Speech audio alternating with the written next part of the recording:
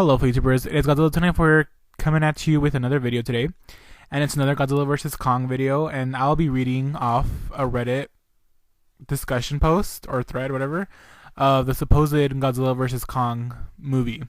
So it could be 50-50, 50 real, 50 fake.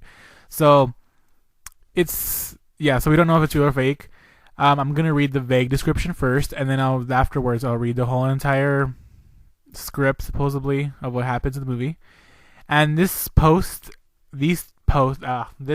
posts were made with 6 days ago, so they're more recent, so they're more probable. There is a very ridiculous Godzilla vs. Kong supposed script leak on Reddit from 4 months ago. If you want me to read that, I will. I just think it's so ridiculous that it's anyways.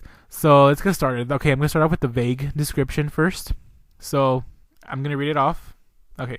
I share possible small spoilers granted by another Reddit user. The human narrative revolves around exploring the Hollow Earth and learning about the origins and collapse of the reign of the Titans. We learn that the ancient civilizations once lived in harmony with Titan kind, but eventually began using the Titans for war purposes. Humans commanding Titans went to war with each other and caused the downfall of their empires and themselves once the dust settled. Quote, this is what happened to the undersea empires in Godzilla King of the Monsters.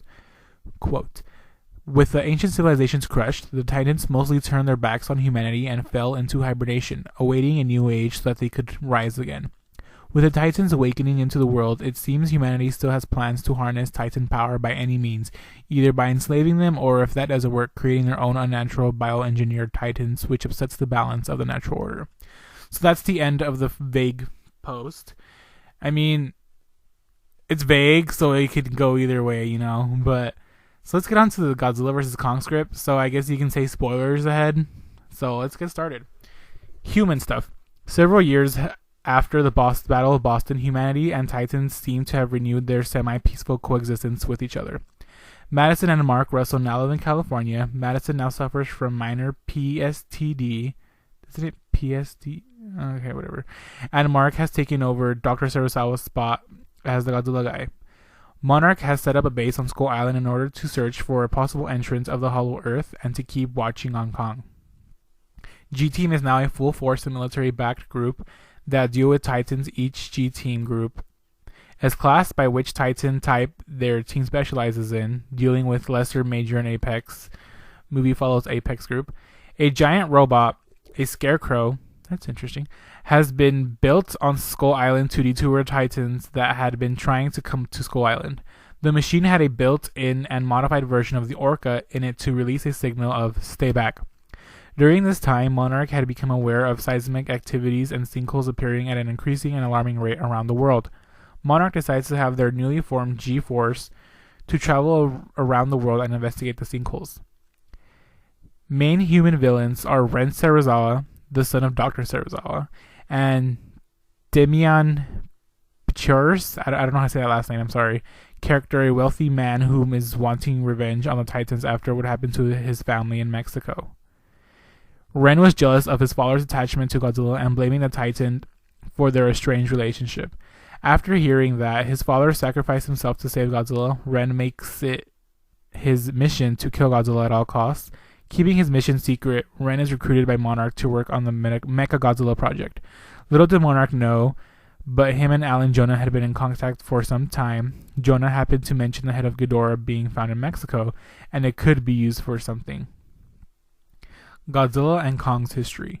This is Godzilla and Kong's first encounter with each other, but Godzilla has met and fought Kong's species before.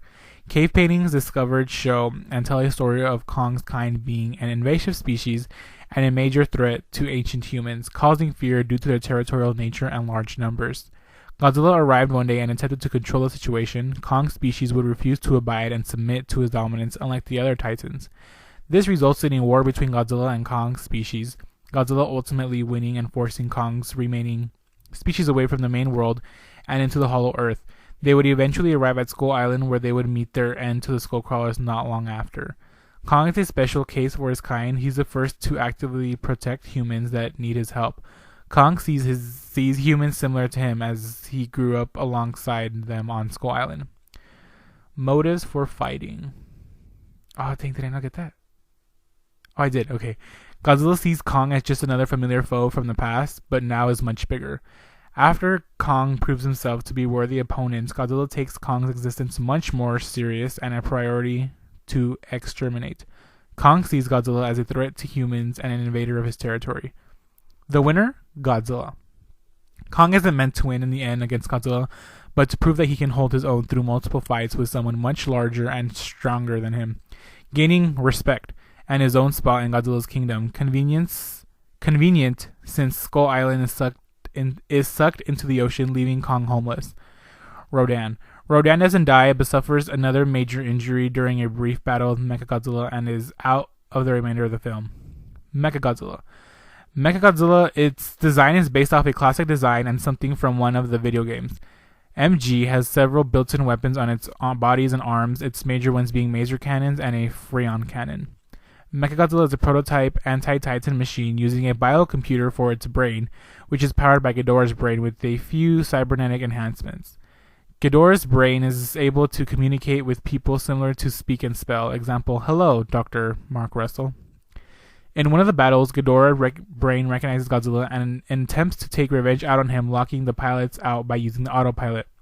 Its construction was approved and a joint project with the U.S. government and Monarch and overseen by UN. Monarch's reason for building Mecha-G was in the event Godzilla was ever to fall in the battle, humanity would stand a fighting chance against the Rogue Titans, while the U.S. government sees it as an equalizer, a weapon to keep all Titans in line. They built and stationed Mechagodzilla on Skull Island to prevent detail leaks or any type of outside interference. Its head is ripped off during the final battle, revealing its brain, similar scene to the second Showa Mechagodzilla. Here we go. Got lost. Ghidorah, while not truly back, his blood and body causes mutations in lesser creatures, making them larger and aggressive. Its blood is leaking out of Mechagodzilla after its destruction. Ending info. The Hollow Earth contains an enormous serpent titan that circles around a large section of the Earth's core, and has been kept as one of Monarch's biggest secrets. The titan being listed as the World Serpent, Jormungandr. Jormungandr. I don't know how you say it, but as long as it's absorbing the energy from the Earth's core and theorized to be help keeping it stable. A scientist examples, that's weird, how it's the cause of increased seismic activity and there's something wrong with it. As it's finally waking up, it's previously being dormant for an untold amount of years. And that's it. That's the Godzilla vs. Kong supposed movie, how it goes. Like I said, there is another script on Reddit that is a couple, 4 or 5 months old, which is, in my opinion, very ridiculous. But this one seems, if you read both of them, this one is much more probable than the other script. But some things that I find weird is that I don't think it takes place after years. I don't think it takes place years after Godzilla King of the Monsters.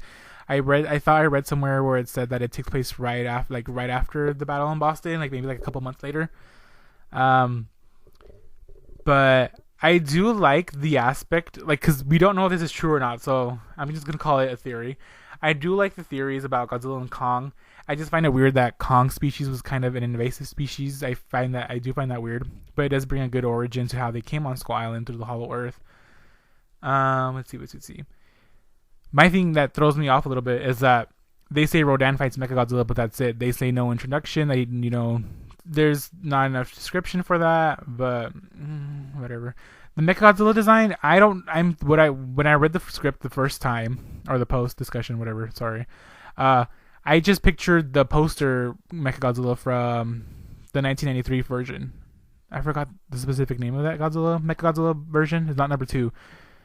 Who's the guy who designed that poster? I forgot. But that's what came to mind, because I don't think they're going to do Ready Player One Mechagodzilla, because I think that would be kind of dumb.